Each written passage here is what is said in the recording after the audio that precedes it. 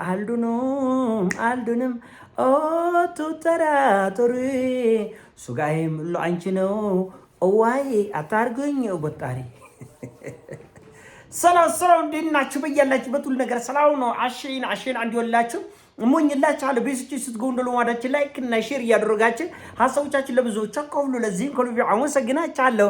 ሐሳቡ ሲሞቻችሁ ቢያንስ 3000 ላይክ እንድትገጩት ቦታትና አጓብዛችኋለሁ። ዛሬ ወደ ሚዛናችን ዘላችሁ የመጣ ነው እንግዲህ የአሜሪካው ፕሬዝዳንት ዶናልድ ጄ ትራምፕ ኢራንን በእግረኛ ጦርና በኮማንዶ እንወራታለን መንግስቱንም እንጎለብጣለን የሚለው ፉከራና ኢራኖች ያዘጋጁት የ5000 መቃብር ሚስጥር ጉዳይ ነው። እንግዲህ ኢራኖቹ ገና ድርድር ላይ በነበሩ ጊዜ እንደምታስታውሱት እኛም ተነጋግረንበታል። ቪዲዮ ሰርቼበታለሁ። ከ20 ቀን በፊት ነው የሚሆነው። ኢራኖቹ 5000 መቃብር አዘጋጅተው ይሄ ለጠላቶቻችን ከመጣችሁ መንገዳችን ጨርቅ ያርጉላችሁ በጉጉት ነው የምንጠብቃችሁ የሚል ሐሳብ ሰጥተዋል። አሁንም ሰሞኑን በተደጋጋሚ የኢራን ጦር በተደጋጋሚ በጉጉት እየጠበቅን ነው። ምን ነው ዘገያችሁን? አሶለቻችን አደከማችሁን? በመጠበቅ እኮ አይናችን ፈዘዘ። ኑ እንጂ ቶሎ ነው እንጂ በእግዚአብሔር ቶሎ እንጂ በአላህ እያሉ ነው። ለምን የእግረኛ ጦር ቀልድ አይደለም፣ ጨዋታ አይደለም። ሚሳኤል እውቀት ነው የሚጠይቀው። ጂኒየስ ከሆንክ እውቀት ካለ ቴክኖሎጂ ካለ ትፋለማለህ። ለምሳሌ አሁን ኢራኖቻን እየተጠቀሙ ያሉት ጭንቂያቸውን ነው እንጂ ልባቸውና ድፍረታቸውን አይደለም። ብቃታቸውን የጦር ችሎታቸውን አይደለም። ጭንቄ ብቻ ነው። ሚሳኤል ተሰራለ ተወረውራል፣ አለቀ። እግረኛ ጦር ግን ሲመጣ ማን ልብ እንዳለው ማን ጆግና እንደሆነ ፊት ለፊት ማን እንደሚፋለም ምናየው ይሆናል። እና ኦንጎይንግ እንኳን አሁን በዓለም ደረጃ ያሉ ጦርነቶችን በአጭሩ ማየት ይቻላል። ለምሳሌ ራሽያ በዩክሬን እያደረገችው ያለው ጦርነት የተራቀቁ መሳሪያዎች፣ የተራቀቁ ጄቶችን፣ የተራቀቁ ሚሳኤሎችን ዓለም አይቷቸው ሰምታቸው የማያውቁ የጦር መሳሪያዎችን ሁሉ ተጠቅማለች። ነገር ግን ከ50,000 በላይ ከ60,000 በላይ ወታደሮቿን ራሽያ አታለች። ለምን? የእግረኛ ውጊያ ቀልድ አይደለም። እንደውም ኢራኖቹ 5000 መቃብር ያሉት በትንሹ ነው። እግረኛ ጦርነት በጣም ብዙ ዋጋ ይከፍላል። ለምሳሌ የፍልስጤምን የጋዛን በጋዛና በእስራኤል መካከል የተደረገው ውጊያ ምን ያክል ዋጋ እንዳስከፈለ እስራኤሎች ያውቁታል።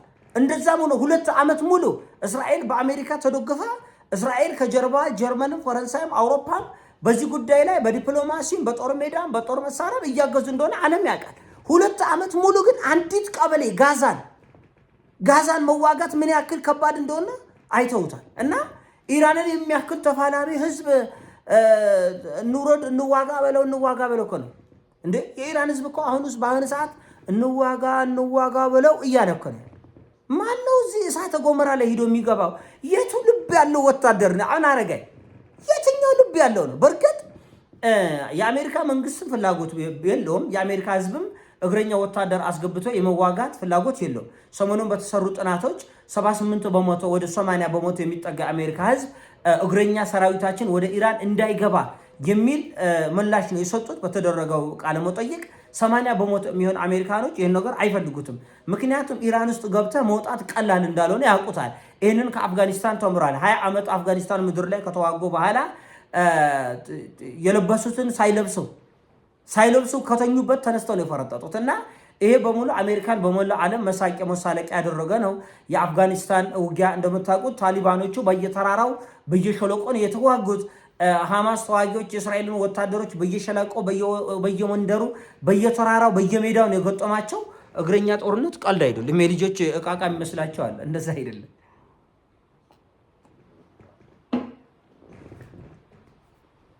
ራሽያን የሚያክል አገር ብዙ ዋጋ አስከፍሏል የእግረኛው ጦርነት። እስራኤልን የሚያክል አገር ብዙ ዋጋ አስከፍሏል። የእግረኛ ጦርነት ቀላል አይደለም። እንደ ኢራን ያለ እሳተ ገሞራ የተቃጠለው ምድር ደግሞ ማንን ነው የሚያቆመው? ማንንም አያቆመው። አያደርጓትም። ይችል ካደረጓት ደግሞ 5000 መቃብር ቆፍረናል ያሉት ኢራኖቹ በጣም የሚያንስ ነው። ምናልባት 10 ሌላ ተጨማሪ እንደዚህ አይነት ሊያስፈልጋቸው ይችላል። ጦርነት ቀላል አይደለም። ጦርነት የህፃናት ዕቃቃ ጨዋታ አይደለም። በሰው አገር መሬት በሰው አገር ብዙ ጊዜ አይረዱትም። በድሮን የሆነን አገር መደብደብና የሰዎችን ተራራ፣ የሰዎችን ወንዝ፣ የሰዎችን ሰፈር፣ የሰዎችን መንደር መያዝ የሰማይና የምድር ያክል ይደራራቃል።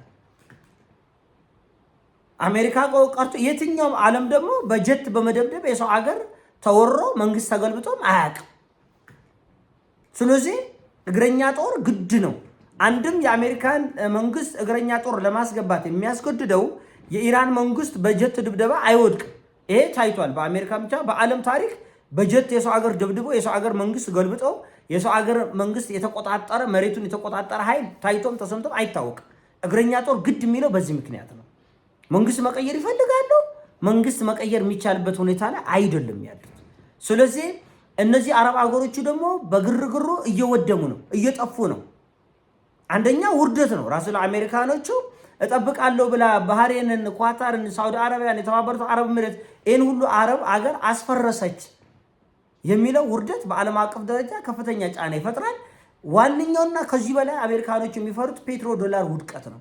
ፔትሮ ዶላር እንደምታውቁት እንግዲህ አረቦቹ ነዳጃቸውን በዶላር እንዲሸጡ ማድረጋቸው ለአሜሪካ ትሪሊየንስ ኦፍ ዶላርስ ኢኮኖሚያዊ ፋይዳ ያለው ነው። ለምሳሌ ዛሬ ተነስቶ አረቦቹ እኛ ከዚህ በኋላ በዶላር አንሸጥምም አንገዛምም፣ ከዚህ በኋላ በቻይና ገንዘብ ነው የምንሸጠው ቢባል አሜሪካኖቹ ታንቀን እንሙት ነው የሚሉት። በአንድ ቀን ታንቀን እንሙት ነው። ምክንያቱም ነዳጅ አረቦቹ ነው የሚሸጠው፣ ግን በዶላር። ይሄ ለአሜሪካ ከፍተኛ የሆነ ኢኮኖሚያዊ ፋይዳ አለው።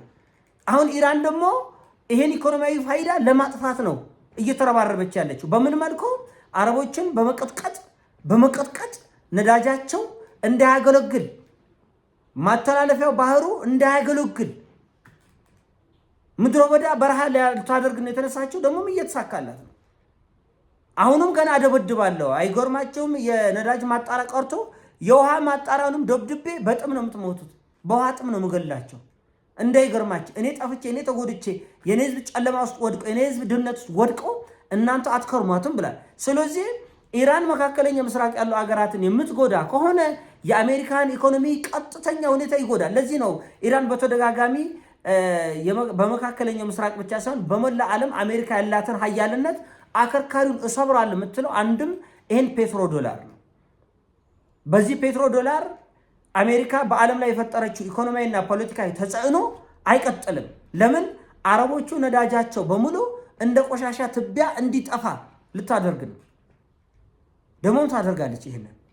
ይህን ደግሞ ከጀርባ ራሱ ራሽያኖቹ በደንብ ነው የሚያግዙ። ስለምን? የራሽያ ነዳጅ ሰማይ ሰማያት ነው የሚተኮሰው። አሁን ቢያንስ ወደ $70 ጭማሪ እየሸጠች ነው ራሽያ። ቀላል አይደለም። ማዕቀቡ ተነስተላታል። ቀላል አይደለም። ይሄ ቢሊየንስ ኦፍ ዶላርስ ለራሽያ ኢኮኖሚ $100 ቢሊዮን በቀላሉ ሊያስገኝ የሚችል ቁማር ነው፣ ጨዋታ ነው። ይህንን ከጀርባ በማገዝ ራሽያኖቹ የራሳቸውንም ኢኮኖሚ ይጠብቃሉ፣ የወዳጃቸውንም አገር የኢራንንም ደግሞ የጦር አካሄድ ያግዛሉ ማለት ነው። እና ይሄን ፔትሮ ዶላር በአረቦቹ ነዳጅ ላይ የተመረኮዘው የዶላር ተጽዕኖ፣ በመላ ዓለም ያለው የዶላር ተጽዕኖ እንዲሰበር ለአንዴና ለመጨረሻ። በነገራችን ላይ ይሄ ጦርነት ከተጀመረ ጊዜ ጀምሮ አሁንም የዶላር ቅቡልነት እየቀነሰ እየቀዘቀዘና እየደበዘዘ መጥቷል። ገና እየተሰበረ የሚመጣ ጉዳይ ነው። ኢራኖቹ ለዚህ ነው ከጦርነቱ መጀመሪያ ገና ጦርነቱ ሳይነሳ ጀምሮ እኛ የአሜሪካን ተጽዕኖ በመላ ዓለም ያላትን የበላይነት ለአንዴና ለመጨረሻ ጊዜ አከርካሪውን እንሰብራለን ብለው በተደጋጋሚ የተናገሩት ከዚህ አንጻር ነው እና ይሄ ነገር ሄዶ መካከለኛው ምስራቅ አገሮችን ዋጋ ያስከፍላል። ሄዶ አሜሪካን ዋጋ ያስከፍላል። እንደምታዩት ኢራንን ዋጋ ማስከፈሉ ደግሞ የማይቀር ነው። እንደተባለው አሁን ነገ ነው፣ ሰዓታት ነው የቀሩት።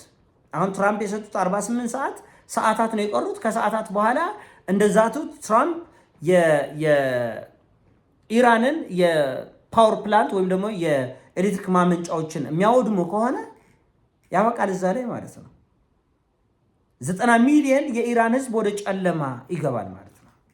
90 ሚሊዮን የሚሆን የኢራን ህዝብ ነው ሙሉ በሙሉ ወደ ጨለማ ይሄዳል። ከዛ በኋላ መካከለኛው ምስራቅ ሳውዲ እነ የተባበሩት አረብ ኤሚሬት ፈታ ብለን ዘና ብለን እንኖራለን የሚለውን የጅላንፎች አስተሳሰብ ውጤቱን በቀላሉና በአጭሩ የሚያዩት ይሆናል። በቀላሉና በአጭሩ የሚያዩት የሚረዱት ይሆናል። ዓለም አቀፍ ደረጃ ኢኮኖሚ በቀላሉ መፈረካከስ የሚችልበት ደረጃ ላይ ደርሷል። ትሪሊየንስ ኦፍ ዶላርስ ከገበያው ላይ እየወጡ ነው ያሉት። ከፍተኛ ኪሳራ እየመጣ ነው። ይህንን የአሜሪካ ባለስልጣናት መቋቋም አልቻሉም። በጣም ተጨንቀው ነው ያሉት። ለማውጣትም ጭንቅ ነው። ኔታንያሁ ይቆጣቸዋል፣ ይቆነጥጣቸዋል። እዚህ ጭናቸው ስር ገብተው አንድ ሰው ፍራቻል። የሁሉ ሞት ውስጥ የሁሉ እልቂት ውስጥ እየተገባ ያለው እስቲ ደግሞ የምናየው ጉዳይ ይሆናል። አሁን እሱን ፍራቻ የሚያደርጉት እያንዳንዱ እንቅስቃሴ በዓለም አቀፍ ደረጃም ሆነ በአሜሪካ ላይ የሚፈጥረው ኢኮኖሚያዊ ጫና ቀላል የሚሆን አይደለም። የምናየው ጉዳይ ይሆናል። እንግዲህ ከ2 ሰዓት በኋላ ደግሞ ከተቻለ ተሞልሼ እመጣለሁ። ለሰጣችሁን ትኩረት ከልብ አመሰግናችኋለሁ። ይሞቻችሁ። እወዳችኋለሁ። ፒስ